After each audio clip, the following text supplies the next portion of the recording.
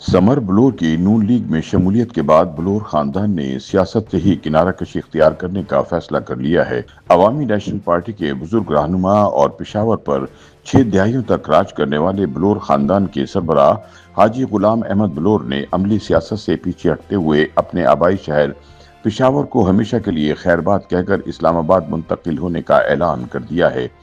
बलोर खानदान ने पेशावर में अपनी सियासी सरगर्मियों के मरकज बलोर हाउस को भी फरोख्त कर दिया है।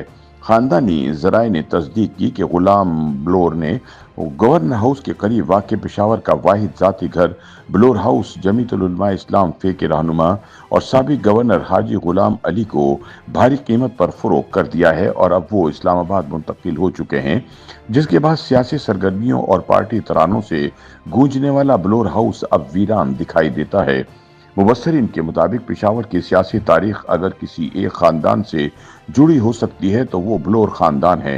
गुलाम अहमद बलोर, बशीर अहमद बलोर, इलियास बलोर, इन तीनों भाइयों ने अवामी नेशनल पार्टी के परचम तले अपनी पूरी जिंदगी कौम परस्ती, जमहूरियत और रोशन ख्याली के लिए वक्फ कर दी।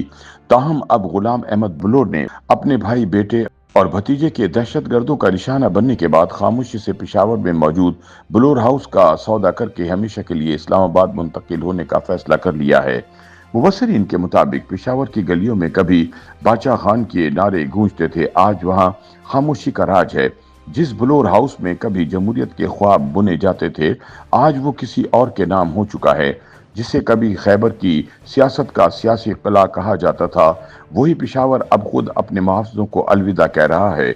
गुलाम अहमद बलोर, जिन्होंने आमरीतों का सामना किया, जेलें भुगती, बेनज़ीर और नवाज शरीफ को चैलेंज किया, वो अब खामोशी से अपने घर का सौदा कर चुके हैं। हकीकत में गुलाम अहमद बलोर ने बलोर हाउस फरोख्त करके खैबर पख्तूनख्वा की सियासत के एक अहद के खात्मे का ऐलान कर दिया है।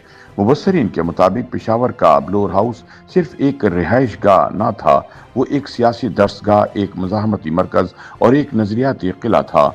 इस घर में फैसले होते थे, इत्तेहाद बनते थे और तारीख रकम होती थी। यही वो जगह थी जहां बादशाह खान, वली खान, अकबर बुगटी, बेनज़ीर भुट्टो, नवाज शरीफ हत्ता के अशरफ गनी भी मेहमान बन चुके हैं। 1970 से 1985 तक ये एएनपी का गैर रस्मी हेडक्वार्टर था, जहां न सिर्फ पार्टी पॉलिसी बनती बल्कि मज़ाहमत की चिंगारियां सुलगती थीं। मुबस्सरीन के मुताबिक दूसरी जानिब ये भी एक हकीकत है कि बलोर हाउस के मकीन बलोर फैमिली पाकिस्तान की इस कौमी सियासत का अक्स रही है, जहां नजरियात की कीमत जानों से चुकाई जाती है। गुलाम बलोर के भाई बशीर बलोर को खुदकुश हमले में शहीद किया गया।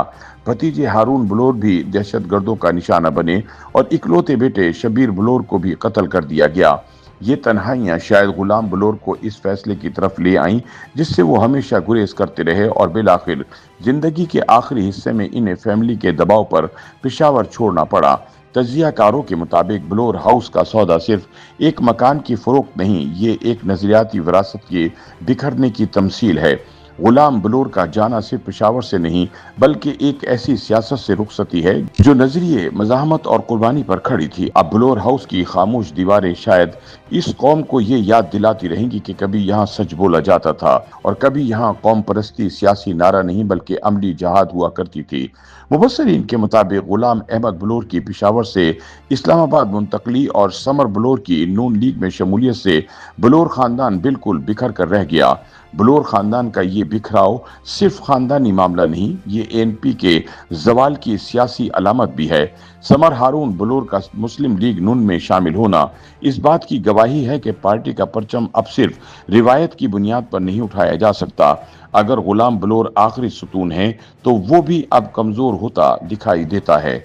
YouTube पर गूगली न्यूज देखने के लिए youtube.com की सर्च बार में गूगली न्यूज टीवी टाइप करें। गूगली न्यूज के पेज पर सुर्ख रंग के सब्सक्रिप्शन वाले बटन पर क्लिक करना ना भूलिए। YouTube पेज पर अपलोड होने वाली वीडियोस से बाखबर रहने के लिए बेल आइकन पर क्लिक कीजिए। आपको हर नई वीडियो के बारे में नोटिफिकेशन मौसूल हो जाएगा।